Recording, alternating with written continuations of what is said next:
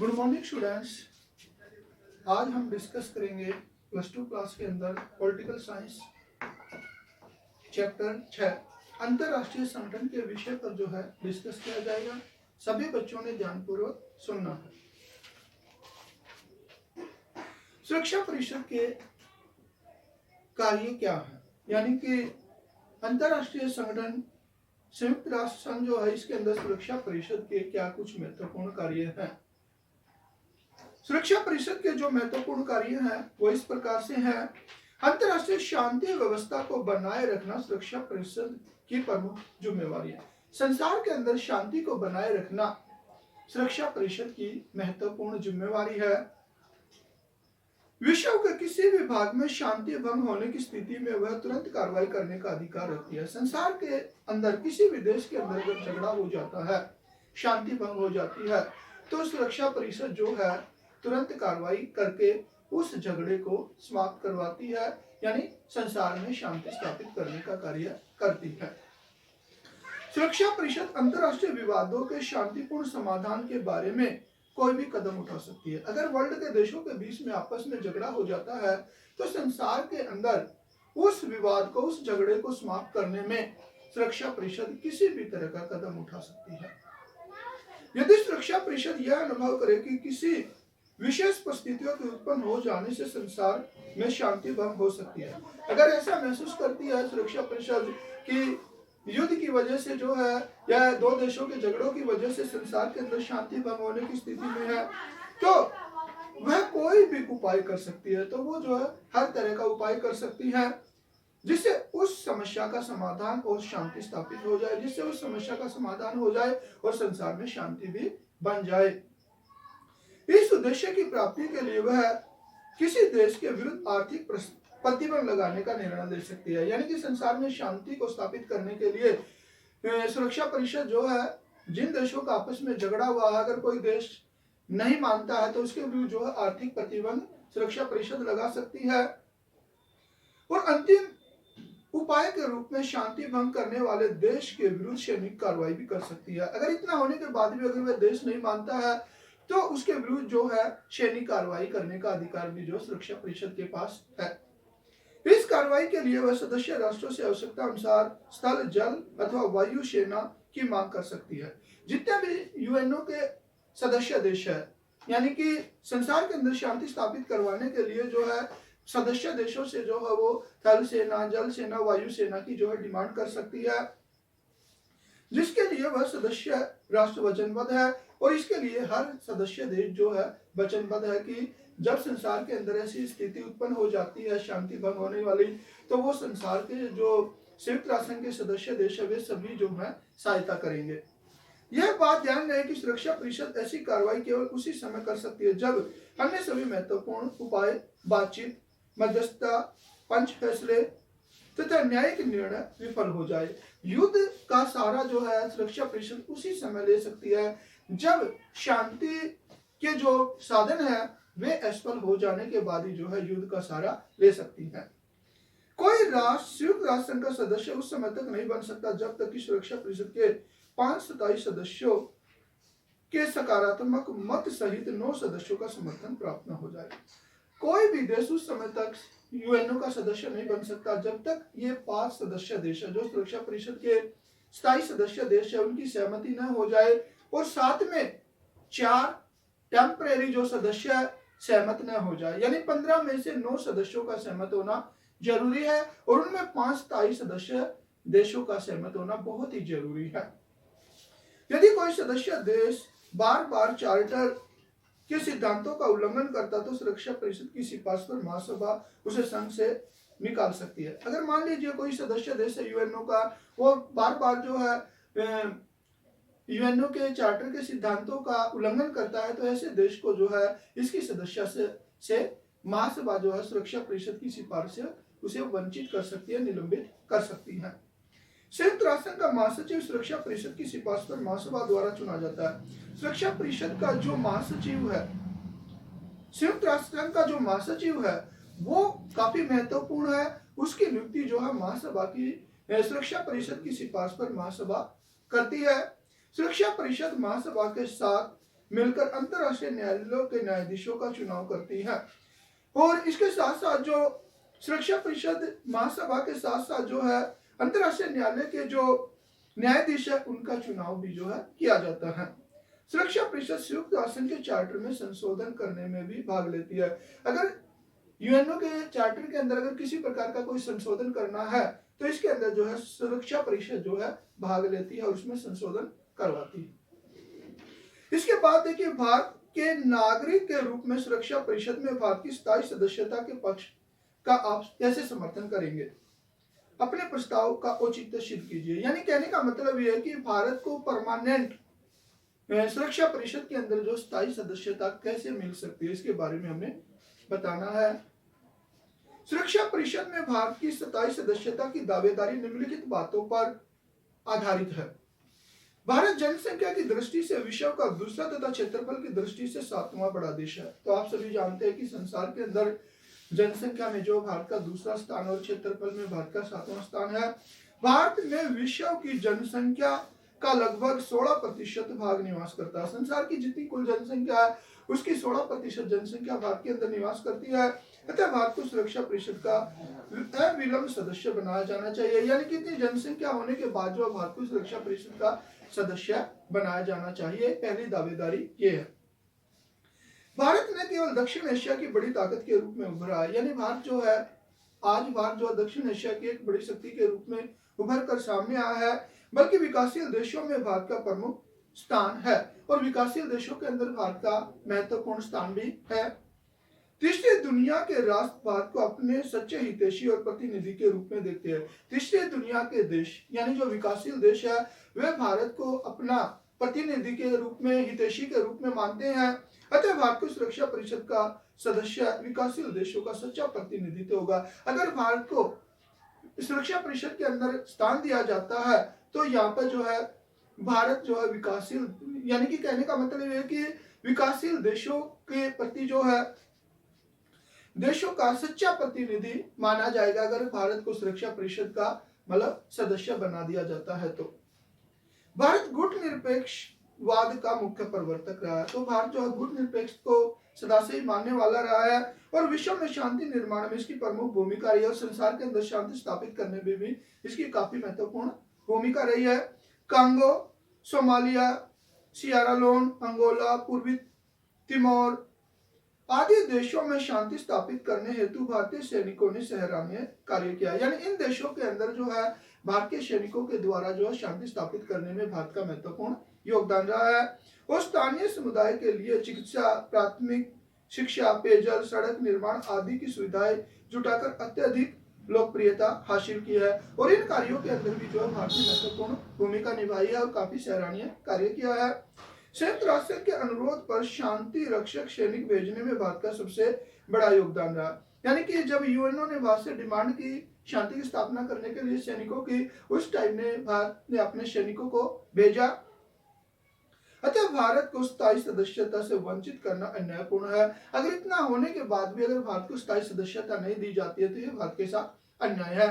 तो इसलिए भारत को जो है सुरक्षा परिषद की जो स्थायी सदस्यता मिलनी चाहिए। 120 देशों के गुटनिरपेक्ष राष्ट्रों के संगठन में किसी भी राष्ट्र सदस्य राष्ट्र को स्थायी सदस्यता की प्राप्ति नहीं है। यानी यूएनओ की सुरक्षा परिषद के अंदर 120 जो गुटनिरपेक्ष देश 120 है उनमें से किसी को भी जो है सुरक्षा परिषद का सदस्य नहीं बनाया गया है। अतः सुरक्षा परिषद में इस विशाल भाग को प्रतिनिधित्व देने के लिए भारत को स्थायी सदस्यता दी जानी चाहिए। यानी कि इन 120 देशों का प्रतिनिधित्व करने के लिए भारत को जो है सुरक्षा परिषद का स्थायी सदस्य बनाया जाना चाहिए। भारत शांति तथा सहअस्तित्व पर आधारित विश्व कल्याण की इच्छा रखने वाला है। भारत जो है शांति की स्थापना करने वाला है, भाईचारे को मानने वाला है।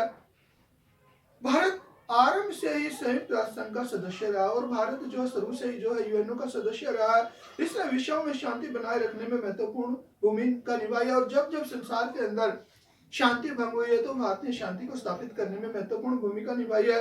अतः विश्व शांति के निर्माण में महत्वपूर्ण योगदान के लिए भारत की उपेक्षा नहीं की जा सकती। तो इन तथ्यों के आधार पर हम कह सकते हैं कि भारत को जो है बिना विलंब के, बिना देरी के जो है यूएनओ का सदस्य, परमानेंट सदस्य जो है, सुरक्षा परिषद का परमानेंट सदस्य बनाया जाना चाहिए। भारत पिछले कुछ वर्षों के दौरान एक बड़ी आर्थिक शक्ति के रूप में उभरा है। तो भारत पिछले समय से जो है, काफी समय से एक आर्थिक शक्ति के रूप में भी उभर कर सामने आया है। भारतीय फर्मों ने इराक में सीमेंट संयंत्र, तंजानिया और कुवैत में हवाई अड्डों और लीबिया में बांध और सिंचाई परियोजना में सहायता की है। दूसरे देशों के अंदर भी जो है विकास परियोजनाओं के अंदर जो है भारत ने महत्वपूर्ण भूमिका निभाई है। एशिया तथा अफ्रीका के हजारों छात्र भारतीय संस्थाओं में शिक्षा ग्रहण करने आ रहे हैं। एशिया देश के, अफ्रीका देश के काफी विद्यार्थी जो हजारों की संख्या में विद्यार्थी भारत के अंदर शिक्षा प्राप्त करने के लिए आते हैं। सन 2005 से 7 की अवधि के लिए भारत संयुक्त राष्ट्र संघ की सामाजिक व आर्थिक परिषद के लिए चुना गया और 2005 से 7 तक भारत जो है संयुक्त राष्ट्र संघ की जो एजेंसी है, सामाजिक व आर्थिक परिषद, इसके लिए भारत का चुनाव हुआ है। अतः चुनाव में एशियाई देशों में भारत में सबसे अधिक मत प्राप्त हुए। तो इन सब तथ्यों के आधार पर हम कह सकते हैं कि भारत को जो है बिना देरी के संयुक्त राष्ट्र संघ की सुरक्षा परिषद का स्थायी सदस्य बनाया जाना चाहिए। अब देखिए, संयुक्त राष्ट्र संघ के ढांचे को बदलने के लिए सुझाए गए उपायों के क्रियान्वयन में आ रही कठिनाइयों का आलोचनात्मक मूल्यांकन कीजिए। यानी कि सुरक्षा परिषद के ढांचे में जो बदलाव करने की कोशिश की जा रही है, लेकिन उसमें कुछ कमियां हैं, कठिनाइयां हैं। वे कौन सी कठिनाइयां हैं? संयुक्त राष्ट्र के ढांचे को बदलने के लिए सुझाए गए उपायों के क्रियान्वयन में निश्चय ही कठिनाइयां सामने आ रही है। यानी कि यूएनओ के ढांचे में बदलाव के लिए कुछ सुझाव दिए गए हैं, लेकिन उसके अंदर बहुत सी प्रॉब्लम आ रही है, बहुत सी समस्याएं आ रही है।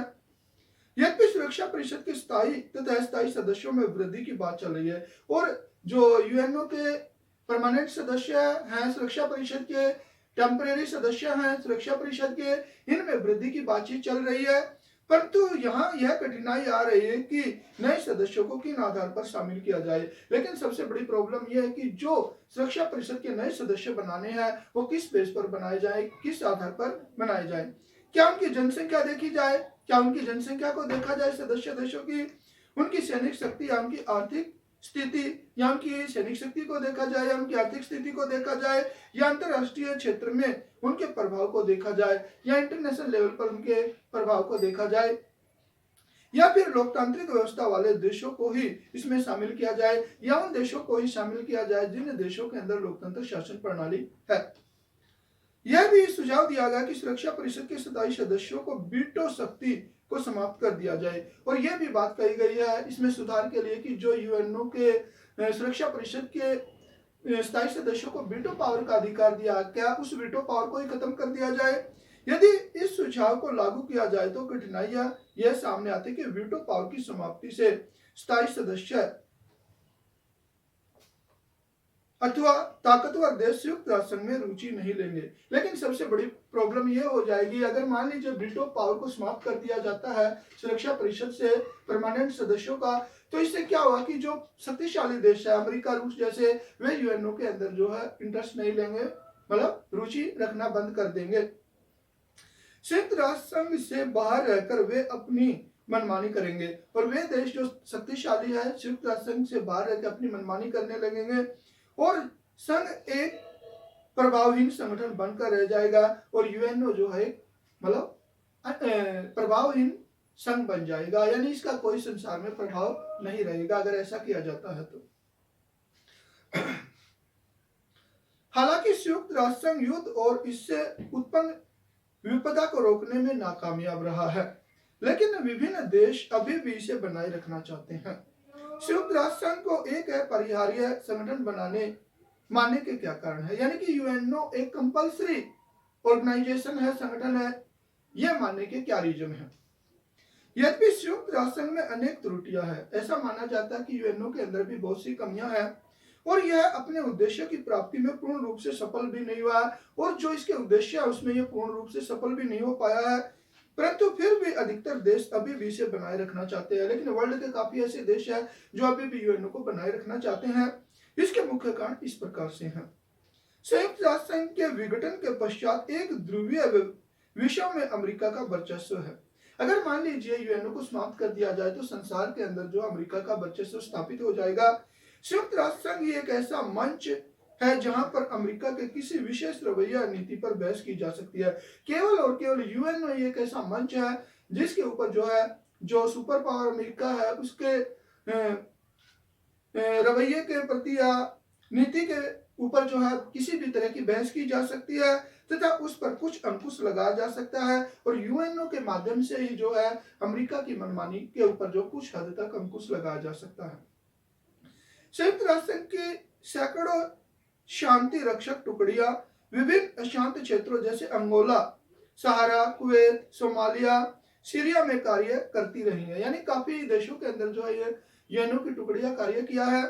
संयुक्त राष्ट्र संघ के अधिकारी भारत और पाकिस्तान के बीच युद्ध विराम रेखा का निरीक्षण भी कर रहे हैं और भारत और पाकिस्तान के बीच में जो सीमा विवाद को लेकर समय समय पर युद्ध होता रहता है उस सीमा का भी जो है इसके सदस्यों ने निरीक्षण किया है। लगभग 20,000 सैनिक कंबोडिया में शांति व्यवस्था के लिए भेजे गए थे और जब कंबोडिया के अंदर अशांति हुई थी उस समय जो है 20,000 सैनिक भेजे गए थे कंबोडिया में शांति की स्थापना के लिए। शांति रक्षक सेनाएं अशांत क्षेत्रों में शांति बहाल कर सामान्य स्थिति लाने का प्रयास करती है। जिन क्षेत्रों के अंदर अशांति फैल जाती है तो जो यूएनओ की शांति सेना है उन क्षेत्रों में जाकर वहां पर शांति को स्थापित करवाती है। सामाजिक आर्थिक क्षेत्र में संयुक्त राष्ट्र संघ की उपलब्धियां वास्तव में ही सराहनीय। केवल शांति के लिए ही नहीं बल्कि सामाजिक क्षेत्र में, आर्थिक क्षेत्र में भी यूएनओ ने बहुत ही महत्वपूर्ण कार्य किए हैं।